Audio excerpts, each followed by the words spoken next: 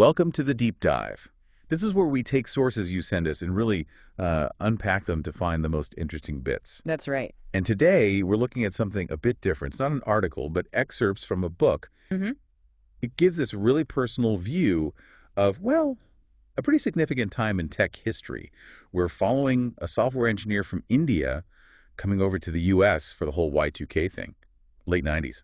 Yeah, it's fascinating because Y2K, we usually think, global computer chaos potential, right? Totally. Yeah. Panic stations. But this gives us the human side. And just a quick reminder for anyone, the Y2K bug, it was all about computers using just 2 digits for the year, 98, 99. Would that mean 1900? Chaos. Exactly. That was the fear. Massive errors.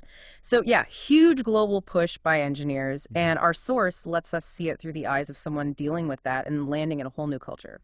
So he arrives, heading to work on a project for Eagle Airways, right at the turn of the millennium. You can imagine the atmosphere. Yeah, a lot of buzz. And he steps into this totally new world.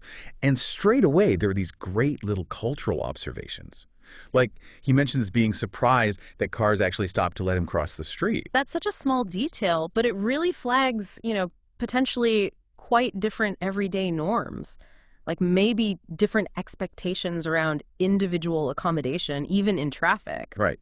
So our mission here basically is to dig into the cultural adjustments, the work challenges, the personal stuff our main character faces. We want to get a feel for that moment in tech, but on a human level, and see what it tells us about, well, cross-cultural experiences.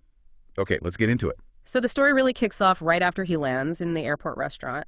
And even just ordering a salad is like an event. He picks broccoli, which he wasn't really familiar with. Okay. And then he gets a handwritten check. Okay. And he specifically notes that down as, little details painting a picture of someone really observing the new surroundings, maybe different ways of doing business, too. And it's pretty early on he has this thought, doesn't he?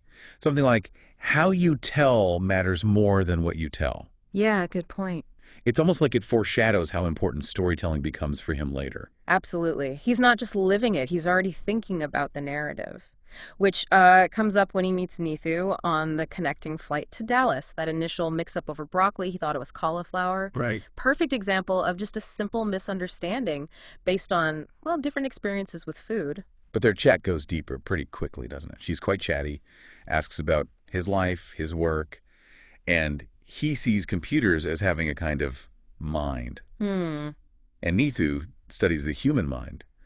It's a neat contrast right away, isn't it? Different ways of looking at intelligence, the world. Does that maybe hint at, the limits of pure logic when you're dealing with people on these big projects? That's a really interesting angle. It definitely brings up different ways to approach complexity. He even jokes, doesn't he, wondering if she's analyzing him for her thesis. Then there's that quick interaction with the Indian couple, Elaine Smith, who'd been to India. Small moment, but probably felt like a little anchor, a shared connection. But then immigration, the long name, the officer's reaction. I think a lot of people can probably relate to that one. It's sort of funny, but also, highlights that feeling of being other. Definitely. And right after that, the payphone incident, that really hits home. The practical hurdles, struggling with the dollar bill, being suspicious when someone offers help. Yeah, you feel vulnerable, maybe less trusting than you'd normally be. Exactly. It speaks to that vulnerability and maybe different cultural defaults around trusting strangers. So then he finally meets Shwetha, who's picking him up. Yep. And instantly, we see his preconceptions, probably from work back in India, right? Seems likely. He's surprised by her car's condition, her driving, and the smell of chicken biryani. You can almost smell it. Yeah. Such a great sensory detail. It really grounds it. But there's also that slight unease, isn't there? Her greeting is lifeless. Yeah. Creates immediate questions about their dynamic. And we get that quick flashback, the office deciding to send him, not Narain or Varun.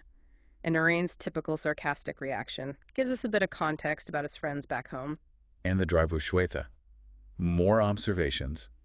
Dallas-Fort Worth seems huge. Yeah. The GPS, which was still pretty new tech then, right? Oh, yeah, for many people. Adds to that feeling of a new era. Even his grandfather wishing he'd go to America as this personal way to it all. But then, bam, she slams on the brakes. Yeah, that sudden stop. It kind of jolts him, but maybe also highlights her driving style again. And right after that, she's trying to sell him her phone and car. Right, which points to maybe different economic situations and his immediate problem, no Social Security number. Can't do much without one in the U.S. Exactly. A crucial piece of ID. And his thoughts about her car after that near miss are pretty funny. Hmm. Then we see text messages popping up on her phone. Makes him curious about her personal life. Clearly more to Shwetha than meets the eye. It's interesting how fast these personal things are piling up, even before he's properly started the Y2K work.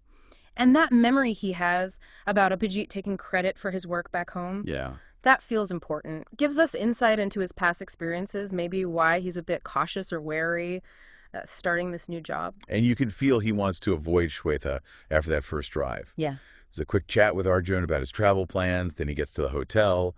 He tries politely turning down future rides. But she's persistent. It's that classic awkward social situation. And then the surprise biryani in a to-go box, plus the phone and calling card she leaves. It's a strange mix. Maybe helpfulness, maybe trying to maintain control or connection. Could be. Then his call home is great. His mom wanting him to visit a temple, but then suggesting a church as backup. Yeah. Brilliant bit of cultural blending. Really captures that intersection of cultures he's suddenly in. And his first night, feeling the difference from Shivratri back home, really drives home how far away he is. He thinks about calling Narain and Varun, even imagines Narain's reaction. Shows how much those friendships mean. Yeah. And deciding not to check Shwetha's phone, despite maybe being tempted, shows some respect for her privacy, even with the awkwardness. True. Then finally crashing out after the biryani. A moment of comfort after a pretty intense day. So, initial thoughts. Feels like he's landed in a world that's both, exciting and pretty overwhelming. Definitely. He's carrying his past, but immediately facing new rules, new practicalities, and, yeah, some very interesting people. And as he starts work, those cultural bits just keep coming. Getting his office badge, photo, simple thing, but another step into this new professional world. Then meeting Shwetha's two managers, Helen Washington and another guy. And the name confusion, someone hearing Helen Washington. Oh, dear. Yeah, awkward. A classic example of how spoken language can get garbled. And the other manager trying to be funny about his Indian origin, quoting that poem. It's just cringy. And Shwetha laughing along. That makes it worse. He feels embarrassed. You see how these little microaggressions happen? Definitely highlights those uncomfortable moments. Then trying to find his cubicle, interacting with Paul, then Jack. He mentions finding it hard to tell American faces apart initially. Yeah, that can happen when you're new somewhere. And his tendency to ask personal questions like, "Are you married?" leads to that surprise when Ron mentions his husband. Another big cultural difference maybe in openness about relationships at work. That Ron moment really flags up the different kinds of relationships he might encounter, maybe different from back home. Then Shwetha's message, CFL, cryptic, and setting up lunch. We never find out what CFL means, do we? Maybe some internal code? Could be. And finding out Rajan goes home for lunch and how can mean different things in U.S. versus Indian English. Tiny examples, but they show that constant learning curve. And Rajan's story about Bhargav, or Mr. B, taking credit for Y2K proposal work, it echoes our guy's own experience with Abhijit. A shared frustration, it seems. Then lunch with Shwetha, the massive foot-long sandwiches. His internal reaction, another observation about American scale, maybe. Possibly, but then it gets really awkward, doesn't it? Shwetha mentions her published novel. And he reacts pretty insensitively about reading habits. Oof. Major social blunder. Leads to an argument, Shwetha crying. Shows he's struggling with social cues, maybe different ways of talking about achievements. Yeah, he seems a bit out of his depth there. Then he regrets not thanking Carla Newman for the welcome card. The meeting with Helen gets postponed. Adds to that feeling of being slightly off-kilter. And noticing everyone else has cell phones while he's just bought Shwetha's old one just emphasizes again he's the newcomer, catching up. Then Shwetha insists on Starbucks. He's unfamiliar with coffee culture, the cost. Another dive into American consumerism. And that bizarre encounter with the woman offering to pray for him. But his response is lovely, isn't it? Explaining his beliefs, asking her to pass on prayers to Lord Ganesha. A really nice moment of just respectful difference. It is, and Shwetha just watches. Wonder what she's thinking. Hard to say. Then, leaving Starbucks, he tries to thank her. She brushes him off. Their dynamic is still so strained. And that's when he introduces MIBU. Idea brought up. Yeah, his way of framing all these cultural clashes. It's like his personal shorthand. Shwetha then suggests a temple or church nearby, agrees to take him. A glimmer of connection, maybe? Maybe. But then she basically forces him to buy her phone and leaves abruptly. Yeah, that's jarring. And his thoughts immediately go to calling Neetu, suggesting he's craving that easier, less transactional connection he felt with her. Then the calls with Varun and Narain back home. They're curious about Shwetha, their reactions to her picking him up. You feel the interest and maybe concern from his friends. So these early days, what's the main takeaway? For me, it's just the constant tightrope walk, balancing his own background with this new America way of doing things. Every little interaction is a lesson, often learned the hard way through awkwardness or missteps. Yeah, absolutely. Okay, so moving into the first proper team meeting, he's looking forward to meeting Carla Newman, clearly someone he respects. But his professional brain kicks in straight away, right? Concerns about Shwetha's initial coding for the project, the fact it wasn't reviewed, blends the personal stuff with the actual Y2K work. Definitely. And his discomfort during the meeting, noticing people, Shwetha maybe dozing off, hints at maybe some team issues or just different styles. Then Alan Smith asks that direct question about the Indian team's schedule. Yeah. Sounds a bit blunt, maybe lacking some sensitivity. Could be interpreted that way. But Helen's response is great, emphasizes our team, shows solidarity. That's good leadership. And he drafts that email to Alan, taking initiative. But then that memory surfaces, seeing Carla on a bike with his brother Kathir back in India, adds a whole new personal layer, makes him feel protective. Wow, okay. It definitely complicates things with Carla professionally and explains why he lies to Shwetha about meeting her, maybe trying to control the narrative. Seems likely. And then that whole comedy of errors trying to actually meet Carla, mistaking the CEO for her. Oh, no. The awkward chat with the secretary, realizing the welcome card was probably just from the floor admin, Carolyn Natson. It's just one misunderstanding after another, fueled by being unfamiliar with the place and maybe the hierarchy. You can feel his embarrassment radiating off the page after that mess. Even a simple welcome card turns into social stress. And Shwetha keeps asking about Carla, keeping that drama going. He pretends to be tired just to get away and process it all. Back in the hotel room, everything feels strange, but then he sees Neetu's number on the paper bird. A little bit of hope, maybe, something familiar. His message to her feels composed, like a positive step. Yeah, it's a nice counterpoint to all the awkwardness. So these early work experiences, what do they really show us? I think it's the challenge of building trust and understanding across cultures at work.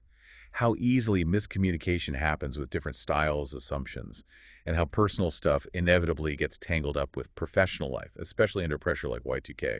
So true. Okay, so he starts settling in more. Shwetha actually helps with practical things, apartment, SSN, internet. Right, which is helpful. But she keeps pushing him to buy her car and her book, so that awkward tension is still there. His refusal to buy the car without a license, though, shows he wants to do things by the book. Good for him. And he remembers getting his license in India being easy, compares it to Peter failing his U.S. test. Sets us up for his own test, doesn't it? It does. And then the test itself, the horn, his complete confusion about how to honk in Shwetha's car, it's just perfect. Hilarious. Captures those little unexpected differences perfectly. You wouldn't even think about a horn being different. Exactly. Meanwhile, he's getting updates from Varun back home about his brother Kathir's girlfriend, Revathi. And he has opinions about it, shows his life back home is still very present. Yeah, he's still connected. And that internal debate, should he interfere in his brother's life? That's a classic dilemma, isn't it? How involved should you get? Totally relatable. Then professionally, there's Alan Smith's email about the flight schedule module. Yeah. Using that phrase, I would check with Tim, maybe hints at indirect communication styles. Could be. And the confusion over MF programs, mainframe programs, obviously crucial for Y2K. For the big old systems. And the other person thinking MF meant something else, followed by LOL. Classic online miscommunication, especially across cultures. Oh, definitely. Happens all the time. Then that bizarre dream sequence. In a courtroom, lawyer looks like Shwetha, judge like Rajan. Yep. All about the MIB 1000 module Y2K conversion. It's like his subconscious is just mashing together all his anxieties, the project, the people. It really shows how much it's all getting to him, doesn't it? For sure. Then, shifting back to family memories, that really touching bit about his grandfather passing, the different advice he gave everyone, him, Kathir, Indu, Narain, really shows their personalities. And Narain's comment at the bedside, darkly funny, but shows that unique bond they have. Yeah, that memory really deepens our understanding of his family, especially Narain. Then he tries calling Elaine Smith in L.A., finds out she's engaged, closes that door from the past. But then the voicemail's with Neetu. She remembers their flight in detail, sounds so playful. And she's coming to Dallas for a psychology summit. Ah, interesting. A positive connection potentially reemerging. Exactly. Though he feels conflicted about meeting her again, given everything else going on. Understandable. That contrast between Shwetha and Neetu feels pretty significant now. He seems to be longing for something easier, maybe less complicated. I think so, like a connection based more on shared interests, less misunderstanding. Then it's his birthday, and Shwetha gives him a watch, reveals she knew his birthday somehow, and insists on taking him to an Italian restaurant. Another opportunity for awkwardness. You guessed it. The dinner conversation. He's critical of her book. She gets defensive. It feels like they're stuck in this cycle of miscommunication. And he's internally juggling feelings about Neetu and Shwetha. It's getting complicated. Very. Then Shwetha gets really upset when he jokes Rajan might be her boyfriend. Hits a nerve, clearly. Shows underlying tensions, maybe insecurities on her part. Wow. So the car ride back is tense. But then she unexpectedly apologizes at the end. Says happy birthday, sorry for ruining it. Little crack in her usual front. Shows some vulnerability. Maybe. Suggests there's more going on under the surface. Then he sees a missed call from Neetu, her voicemail wishing him happy birthday, saying she's looking forward to seeing him. Okay, that's a clear signal for a different path. Definitely. He feels conflicted, but starts practicing making those paper birds again, like retreating to something familiar while he figures things out. So these relationships, they're really shifting, aren't they? Oh yeah, it's just the messy reality of human connection, right? Yeah. Especially in a new place, under pressure. He's trying to figure it all out, navigate culture, work, feelings. It's not straightforward. Not at all. Okay, so finally he meets Neether again. She picks him up in a rented SUV. The banter about it being a date feels much lighter straight away. Yeah, a totally different vibe. And he's surprised she remembered his Y2K project. Shows she was actually listening, interested. Mm-hmm. And his comment comparing her driving to Shwetha's.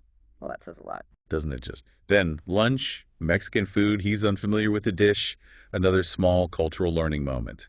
But the key thing is her asking him to tell a story reminds him of Shwetha's challenge earlier. Right. And he struggles at first, but then Neetu gives him this amazing feedback on storytelling.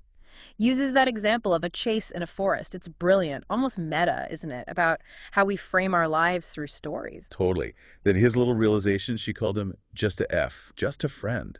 A subtle clarification of where things stand between them. Yeah, manages expectations. But his decision to learn storytelling from her, that feels like a real shift. He's open to learning from this connection, connecting on her level. Good for him. Mm-hmm. He feels his life is boring compared to hers, which says a lot about her energy, maybe her adventurous side. Seems like it. She offers to buy food next time, asks about New Year's Eve, mentions she'll be in New York, suggests the connection will continue, even with distance.